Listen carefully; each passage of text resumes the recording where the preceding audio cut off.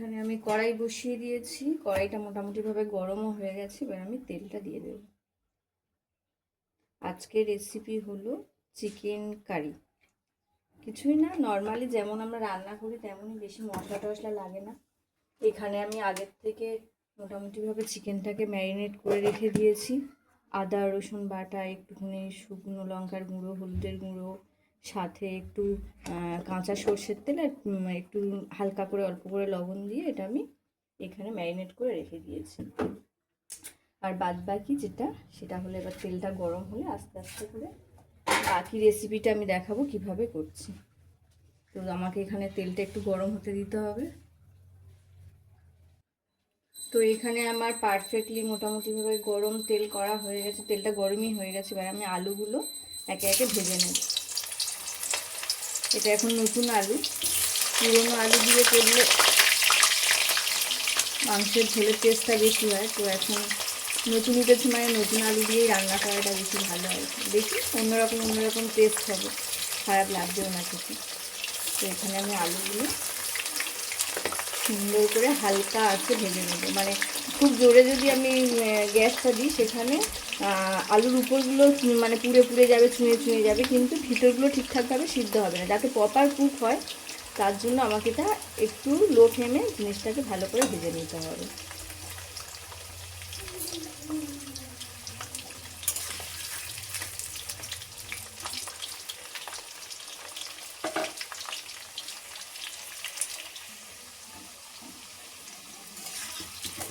সুন্দর করে আলুগুলোকে নাড়াচাড়া করে লাল লাল করে ভেজে নিতে হবে। এখানে আমার 1 কিলো মাংস আছে, সেই জন্য এখানে মোটামুটি এতটা আলু দিয়েছি। আলুটার পরিমাণ কত হবে, ওই 450 এরকম আলু আছে এখানে, 450 কি 500 এরকম হবে কিছু। অত আলু হবেও না বোধ হয়, আমার আন্দাজটা ঠিকঠাক বলতে পারলাম না আমি। হ্যাঁ, ওই 300 350 মতো আলু আছে এখানে। আর পেঁয়াজটাও নিয়েছি, এরকম 350 থেকে 400 গ্রামের মতো পেঁয়াজ নিয়েছি, সাথে ছোটো ছোটো 3টে টমেটোও নিয়েছি।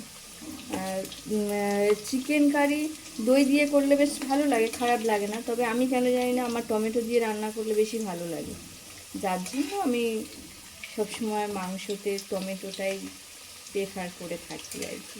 তবে যাদের নেই তারা টক দই দিয়ে অবশ্য করতে পারে, কোনো অসুবিধা নেই। তো এখানে আমার মোটামুটিভাবে আলুটা লাল লাল করে ভাজা হয়ে গেছে। এবার আমি আলুটাকে তুলে নেব।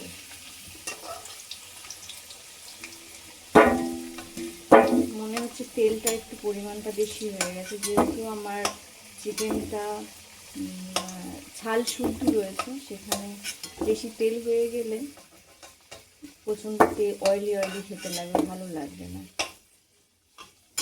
কি করা যাবে, দেওয়া হয়ে গেছে, আর কিছু করার নেই। মোটামুটিভাবে এখানে আমার ওই 100 গ্রামের একটু কম তেল আছে। এখানে গোটা ফোড়নে আমি যেগুলো দিয়ে দেবো সেটা হলো 2টো শুকনো লঙ্কা, 2টো তেজপাতা আর একটু দারচিনি। এটা দিয়ে এবার আমি এখানে গোটা গোটা টমেটো দিয়ে দিলাম, সাথে পেঁয়াজগুলো দিয়ে দিলাম।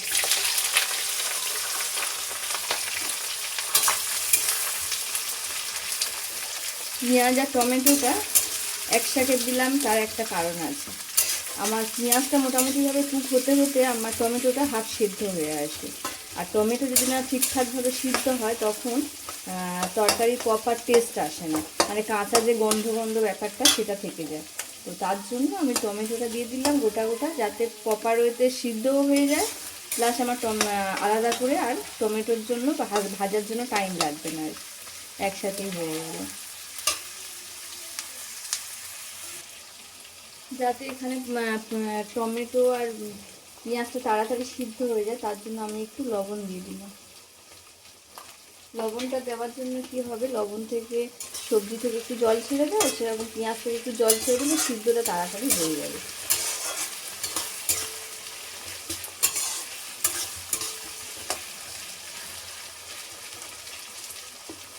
তখন আর অনেকটা টাইম লাগবে না পেঁয়াজটা ভাজতে, একটু পরেই গলে যাবে পেঁয়াজগুলো বেশ সুন্দর করে। আর পেঁয়াজ মশলা যত কষানো হবে তত তরকারির টেস্ট।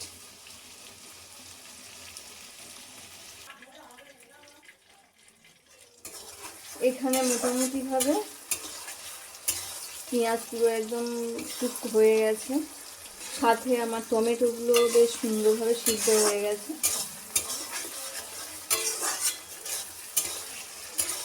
কি সুন্দর দেখতে হয়েছে এবার মশলাটা। এবারে এখানে আমি আরেকটু কুক করে তবে আমি পেঁয়াজ আদা রসুনের সঙ্গে আদা রসুনটা দেবো।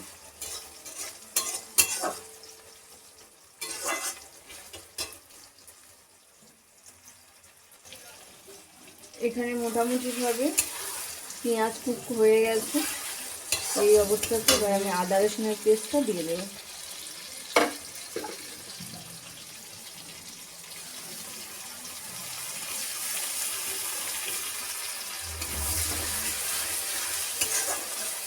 মশলা যত কষানো হবে তরকারি তত টেস্ট হবে। তো মশলাটাকে আমার ঠিকঠাকভাবে কষাতে হবে।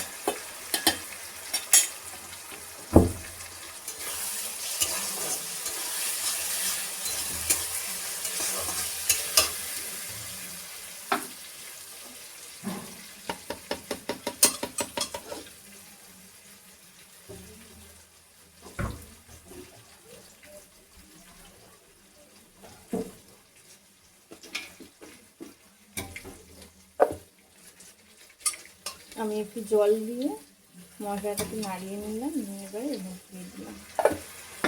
এটাকে ভালো করে কষাতে হবে।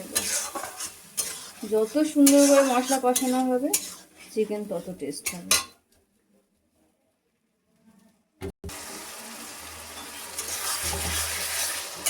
এখানে মশলাটাকে সুন্দর করে আস্তে আস্তে পুরো একদম সুন্দর ফ্লেমে মশলাটাকে সুন্দর করে কষিয়ে নিতে হবে। এই আমার আলাদা করে টমেটোটা ভাজতে হবে না, আপনি সিদ্ধ হয়ে গলে গেছে।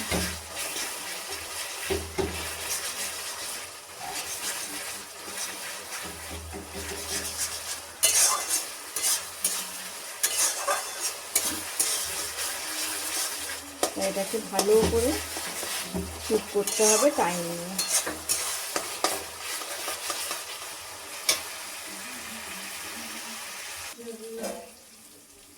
এখানে মোটামুটি আমার মশলা থেকে তেল ছেড়ে দিয়েছে। এবার যেগুলো দেব সেগুলো হলো শুকনো মশলাগুলো। এখানে আমি হলুদ দিয়ে দিলাম,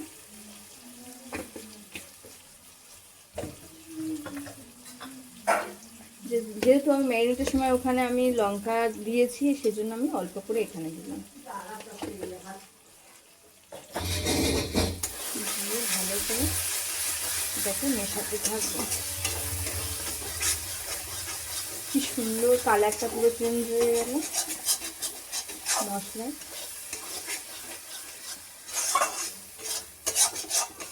এবারে আমি এখানে চিকেনটা দিয়ে দেব। মশলা কষিয়ে এরকম দেখতে হচ্ছে। এবার বাদ বাকি কষানোটা একেবারে চিকেনের সাথেই হবে। এই ম্যারিনেট করা চিকেনটা এখানে দিয়ে দিলাম।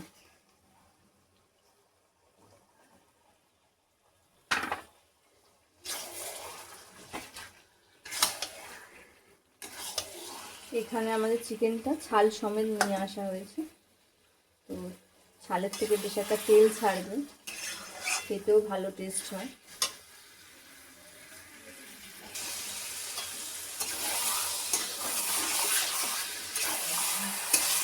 এবারে গ্যাস বাড়িয়ে দিয়ে ভালো করে এটাকে কষাতে হবে যাতে নিচে ধরে না যায়।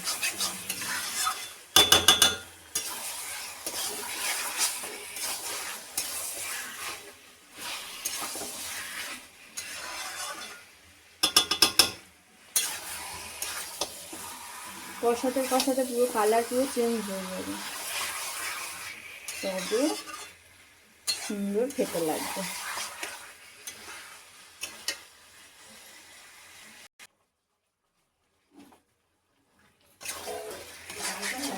বেশ সুন্দর করে কষাতে কষাতে তেল ছেড়ে আসছে, আর একটু ভালো করে কষাতে হবে যাতে পুরো কালারটা চেঞ্জ হয়ে সুন্দর একটা কালার আসে।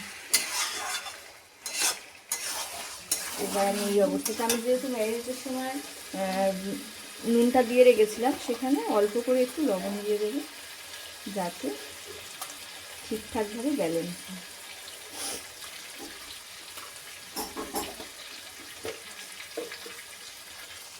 এই অবস্থাতে ধনের গুঁড়ো, জিরের গুঁড়ো দেওয়া যায়, কিন্তু আমি সেটা দিলাম না।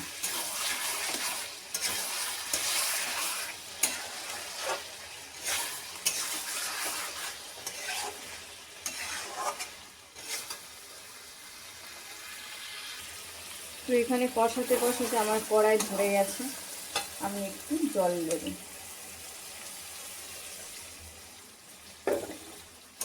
জল দিয়ে আবার ভালো করে নাড়াতে থাকবো। কি সুন্দর কালার চলে এসছে। আরও একটু কষাতে হবে যাতে আরও সুন্দর কালারও আসে, সাথে টেস্টও আসে। চিকেন মাটন একটাই মানে হাতের কাছে কায়দা, সেটা হলো ভালো করে কষাতে হবে। যত কষাবে তত সুন্দর খেতে হবে। আর অবশ্যই তো মশলাগুলো ঠিকঠাক প্রপার ওইতে করতে হবে, তবেই ভালো লাগবে। সম পরিমাণ সমস্ত মশলা, তবে যে কোনো তরকারির একটা প্রপার টেস্ট আসবে।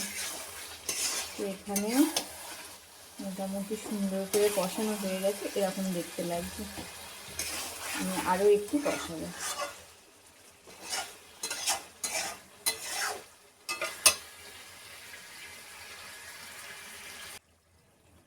এখানে আমার চিকেন কষাতে কষাতে একদম মোটামুটিভাবে পারফেক্ট কষানো হয়ে গেছে। এবার আমি এখানে ভেজে রাখা আলুগুলো দিয়ে দেব।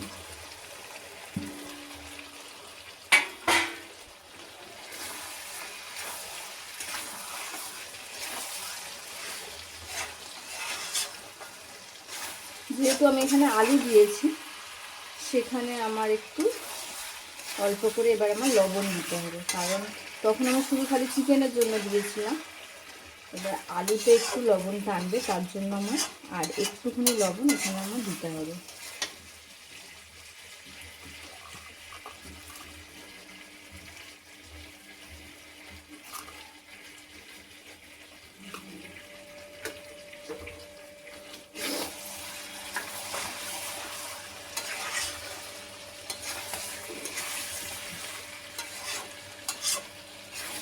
এতক্ষণ দেখতে একরকম লাগছিল, এবার ঠিকঠাকভাবে পুরো কষানোর পর দেখতে এরকম সুন্দর হয়েছে। খুব সুন্দর দেখতে লাগছে। আর চিকেনটা মোটামুটিভাবে পুরো একদম 90% কুক হয়ে গেছে। এবার আমি হালকা করে জল দিয়ে অল্প একটু কুক করে নিলেই হয়ে যাবে। তো তার জন্য আমি একটু গরম জল বসিয়ে দেবো সাইডে, আর এটা আর একটুখানি আমি কষাতে থাকবো, ঢাকা দিয়ে দিয়ে একটু কষিয়ে নেব।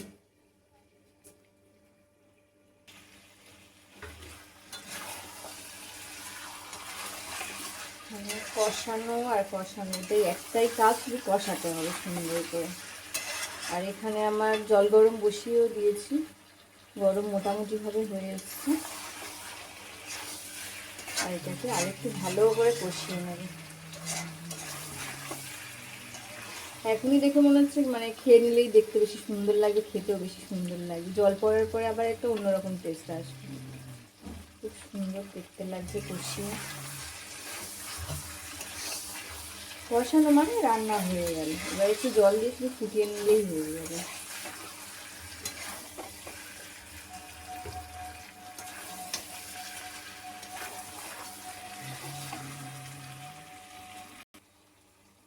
এদিকে আমার জল গরম হয়ে গেছে, এবার আমি জলটা দিয়ে দেবো।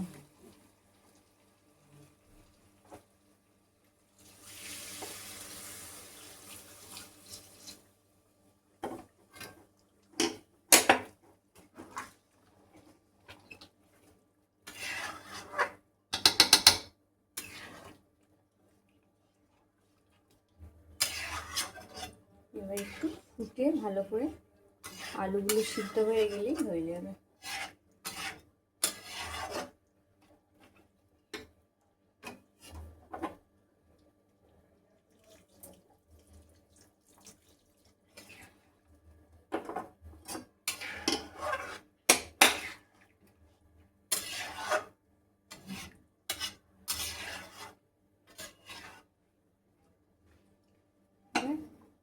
ঢাকা দিয়ে দেব।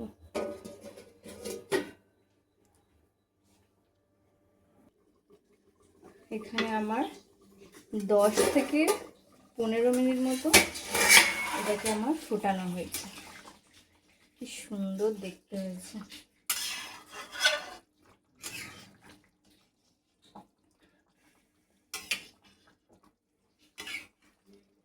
আলুগুলো পুরো সিদ্ধ হয়ে গেছে, পুরো মাঝখান থেকে কেটে একদম এদিক ওদিক হয়ে যাচ্ছে, তার মানে প্রপার কুকও হয়ে গেছে। গ্যাসটা বাড়িয়ে দিলাম।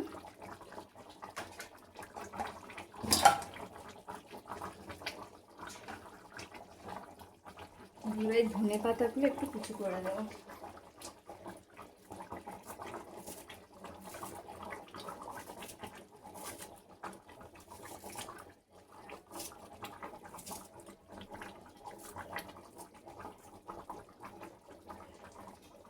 শীত মানে ধনে পাতা না হলে চিকেন কারি ঠিকঠাক হয়ও না, তো এখানে আমি ধনে পাতাটাও দিয়ে দিলাম। এবার যেটা দেবো সেটা হলো গরম মশলা। এখানে আমার গরম মশলা গুঁড়ো করা থাকে, এটা আমি দিয়ে দেবো।